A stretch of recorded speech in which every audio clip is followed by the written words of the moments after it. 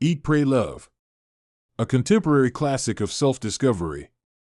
If you've ever felt lost, stuck, or yearned for deeper meaning and purpose in your life, Elizabeth Gilbert's inspirational journey across Italy, India, and Indonesia, after she picks up the pieces of a devastating divorce, will spur you to self-discovery.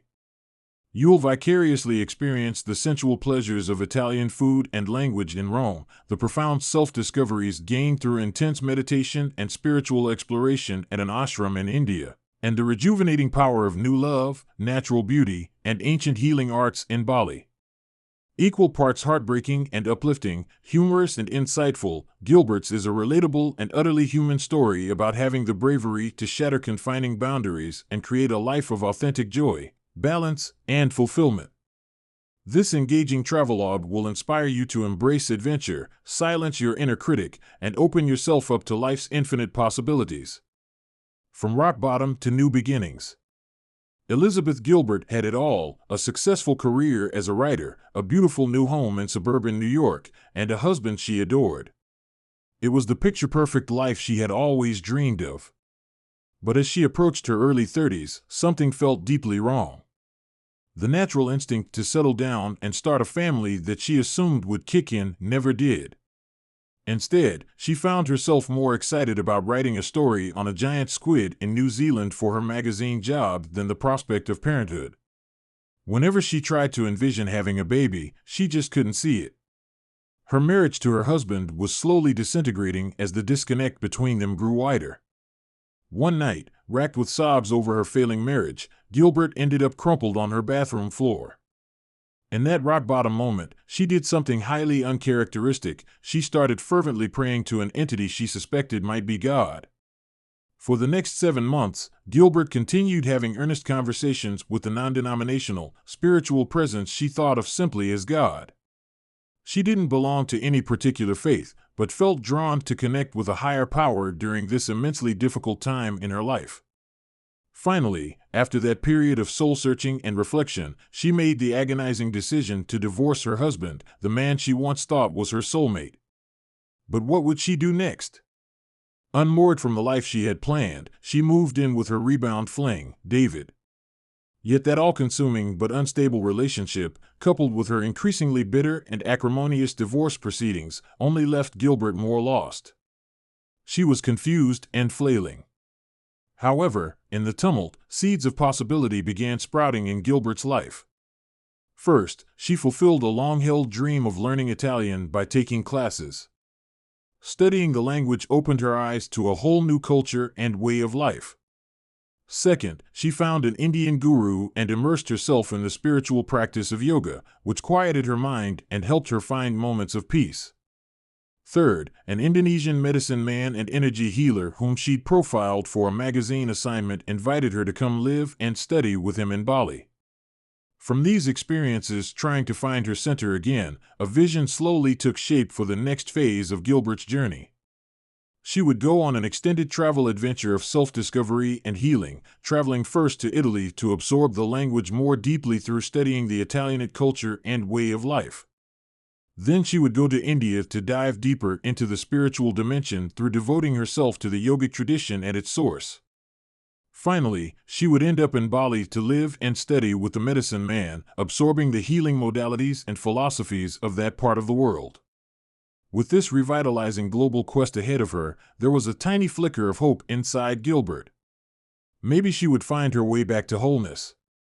Giving in to pleasure in Italy.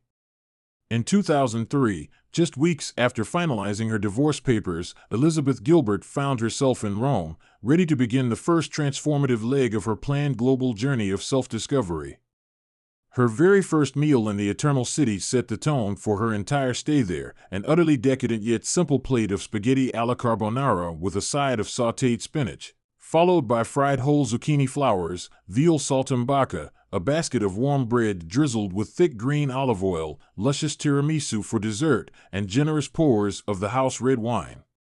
That night, her belly full in a way she hadn't experienced in years, Gilbert had her first solid night's sleep undisturbed by anxious, nagging thoughts about her future and what came next after her divorce. For once, she was able to simply be present and experience the pleasure of the moment. This inaugural meal was just the start of Gilbert's new Epicurean lifestyle in Italy. Rarely cracking open a guidebook or planned itinerary, she spent her Roman days wandering aimlessly through the city's ancient cobblestone streets and piazzas. She picked out her favorite fountains to sit alongside, sipping espresso and people watching. She smiled warmly at the young lovers canoodling shamelessly on park benches. And she treated herself to 2 or even 3 daily trips to her favorite gelato shop, indulging in the creamy, sweet pleasures of salted caramel or ripe strawberry. Beyond giving herself over to these culinary delights, Gilbert also soaked in the cadences of the Italian language like a sponge. She struck up conversations with the handsome taxi drivers, attempting to negotiate the fares in her beginner's Italian. She pored over the local newspapers at cafes, sounding out the foreign words and phrases. And she engaged kindly older locals in friendly philosophical debates, her language skills improving with each interaction. Gilbert even enrolled in a conversational language school alongside other foreign students who, like her, wanted to learn Italian not for any practical reason, but simply for the pure joy and music of it. It was a departure from her usual pragmatic, achievement-oriented approach to most endeavors. This was about being, not doing. However, her new unencumbered life of la dolce vita in Italy wasn't all sunlit indulgence and bliss.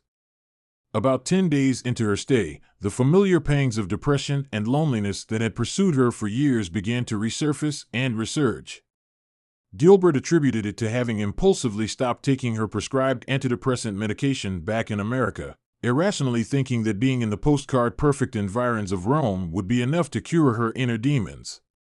In a moment of inspired self-care and compassion, Gilbert started writing her self-supportive, loving notes in her private journal. She created an inner dialogue where she acknowledged her sadness and pain, assured her hurting inner voice that she was there for herself no matter what, and pledged to continue showering herself with patience and unconditional love through this transition. The next morning, she awoke lighter, some of the weight lifted from her shoulders.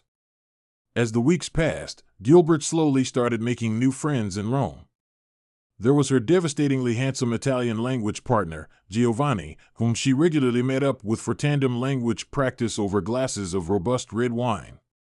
His gregarious and warm twin brother, Dario, also became a fast friend. And then there was the foodie aptly named Luca Spaghetti, with whom Gilbert bonded over their mutual, unabashed love of oxtail stew, cannoli, tiny cups of rich espresso, and bracing lemon limoncello liqueur. Though she had abandoned her daily yoga practice, unable to fully reconcile the structured spirituality with her new Epicurean Italian lifestyle, Gilbert started embracing the local philosophy of bel far niente, the beauty and profound importance of doing nothing. Of letting the sweet moments of life's simple pleasures wash over you and being fully present. Inspired by the joyful freedom this granted her, Gilbert finally felt ready to properly close the painful, traumatic chapter with her ex-fiancé David back home. Her journey of healing through the act of savoring was only just beginning. Committing to prayer in India. At 1:30 a.m. on December 30th, Elizabeth Gilbert's plane touched down in Mumbai, India, the second stop on her global journey of self-discovery after 4 transformative months of indulgence in Italy. By 3:30 a.m., she had arrived at the humble ashram that would be her new home for an extended period of study. After the gelato-fueled hiatus from her spiritual practice in Rome, Gilbert was keen to slip back into her meditation mantra that had once centered her, Om Namah Shivaya, meaning I honor the divinity that resides within me. As the Indian sun rose over the ashram that first morning, the hedonistic delights of Italy already felt a world away. Gilbert had come to learn that the path of yoga was about far more than just mastering bendy pretzel poses. Practiced with discipline and devotion, it was a means to access one's highest spiritual self and sense of unity with the divine through movement, breath control, and single-pointed meditation. This particular ashram belonged to the Indian guru that the universe had seemingly delivered to Gilbert during a period of profound drift and tumult back in her former life in New York. There was a belief that if one yearned strongly enough for spiritual guidance, the cosmos would provide a teacher. And when Gilbert was feeling especially lost and unmoored amid her divorce and chaotic rebound relationship, She had been struck by a photograph of an Indian woman whose eyes seemed to be asking her a profound, existential question. Gilbert didn't know what the question was, but deep down she knew her answer had to be yes. On her first jet-lag day at the ashram, Gilbert joined the robed disciples in a lively, dynamic session of call-and-response chanting, meant to welcome the new year. Rather than droning monotonously, she was tasked with mirroring the vocal refrains of the lead singers and small orchestra, passing the sacred sonic energy back and forth for hours. Though surrounded by strangers, she felt anything but lonely as their voices unified, ushering in the next cycle. In addition to daily meditation, Gilbert's work assignment was the humble task of scrubbing the temple's floors each morning. She found the physical labor tiring, but not nearly as exhausting as the ongoing struggle to quiet her mind enough to properly meditate, a battle her ashram mates didn't seem to share. In yogic philosophy, this monkey mind of wandering thoughts and lack of focus was one of the greatest obstacles to attaining the blissful stillness of pure meditation. In contrast to her indulgence in Italy, Gilbert and the other devotees were trained to eat with extreme discipline, restriction, and mindfulness at the ashram. One particularly memorable fellow student was Richard from Texas, an unlikely yogic prospect given his former career as a truck driver and oil rigger. He nicknamed the formerly indulgent Gilbert groceries for her seemingly insatiable hunger. As the weeks passed, Gilbert's meditation muscle did begin to strengthen through her commitment to the practice. She started having vivid visions, including ones of the ashram's guru's late mentor Swamiji, as well as a striking symbolic dream of a snake entering her room, thought to represent the buried emotions around her divorce that were finally surfacing to be felt and released. "This will be a sweet time of grieving for you," Richard assured her during one particularly frustrating period of stalled meditation progress. Just when Gilbert felt like she couldn't quiet her harsh inner critic during her sessions, an almighty voice within her roared back, "You have no idea how strong my love is." Even more demanding than meditation was the 182-verse Guru Gita chant performed every morning, which Gilbert found maddeningly tedious and impossible to master. No matter how much she willed herself to connect to it, it remained a source of profound irritation and resistance. Until one morning when her roommate playfully locked Gilbert inside so she would be forced to find meaning in the chant, prompting her to imagine singing it as a lullaby to soothe her young nephew to sleep. In that act of selfless channeling, she was finally able to transcend her narrow self-obsession and egoic block to performing the chant with authenticity. By the end of her time at the ashram, Gilbert described herself as no longer praying to the divine, but rather as having become the very embodiment of reverent prayer itself. Her Sanskrit name, imbued by her guru, was Antivasan, one who lives at the spiritual border. Relearning love in Indonesia. Even for a spontaneous traveler like Elizabeth Gilbert, her arrival in Indonesia for the third and final leg of her global odyssey felt utterly directionless. She had no concrete plans for where she would live or what she would do. She hadn't been in contact with the elderly Balinese medicine man, Ketut Lair, since profiling him years earlier for a magazine piece. She didn't even know if he was still alive, let alone his current address. Unlike pleasurable Italy where she indulged the senses, or spiritual India where she centered her prayer, what would she find in the lush island landscapes of Indonesia? Gilbert decided to begin her stay in the central hill town of Ubud. At her hotel, one of the staff members, named Mario, happened to know the very same healer Ketut that she had met previously. He took Gilbert to see the aging man, but to her excruciating embarrassment, Ketut didn't seem to remember her at all. She described the unique healing painting he had made for her during their interview, reminded him that he had invited her to return and study under his guidance. Feeling increasingly desperate, she finally blurted out, "I'm the book writer from New York." And just like that, the memory sparked. Ketut recalled his talented former subject. They came to an informal arrangement. Gilbert would teach Ketut English vocational skills, and in exchange he would initiate her into the local Balinese meditation traditions and philosophies, helping her find the spiritual path back to the divine that she had been seeking. Apart from their regular lessons, Gilbert's days in Bali were largely unstructured as she settled into her new temporary home.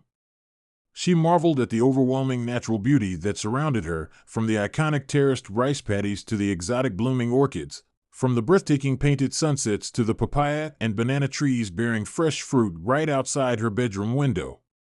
Through Ketut, Gilbert learned the core precepts of the Hindu-Buddhist-influenced Balinese spiritual tradition, including the belief that the human body comprises 5 elemental essences: water, fire, wind, air, and earth. By concentrating on connecting one's inner microcosm to these elemental energy sources through meditation, you could align yourself with the divine macrocosm of the entire universe. As the weeks passed, Gilbert's relationship with Ketut Lyer deepened from mere student and teacher into a true bond of companions. The elderly healer was eager to hear all of Gilbert's tales from her well-traveled life abroad, as he had never ventured far from his humble village. In turn, Gilbert posed the big philosophical question she had been grappling with to her new friend: what should we do with all the craziness in the world? His reply: nothing, the world will always be crazy. How can we find inner peace? His answer: meditation. One of the key meditations Ketut taught Gilbert was a powerful practice of visualizing and embodying 4 archetypal feminine energies, a Balinese woman at different stages of sexual and spiritual unfolding. This helped her confront, embrace, and integrate the various aspects of her own psyche. At first, it seemed like a terrible bit of misfortune when Gilbert was struck by a bus and injured her knee. But this led to a fateful interaction that altered her path once again. To treat her ailment, she visited another traditional Balinese healer named Wayan. The 2 women bonded over both being divorcees, and Wayan made a prediction: she would pray for Gilbert to find a new great love to enter her life, sensing she needed to temper all her spiritual questing with an open heart as well.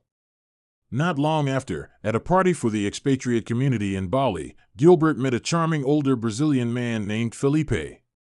He was handsome, worldly, hilarious, and utterly smitten with the idea of romancing this divorced American woman finding herself through travel.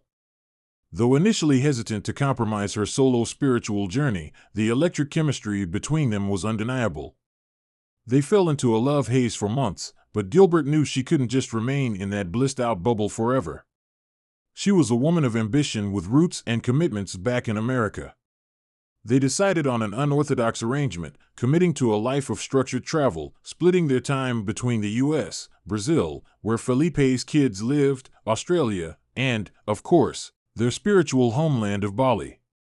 On the tiny tropical island of Gilimino, as they prepared to leap off their boat into the sparkling sea, Gilbert smiled at her new Brazilian lover and said, "Attraversiamo," Italian for "let's cross over."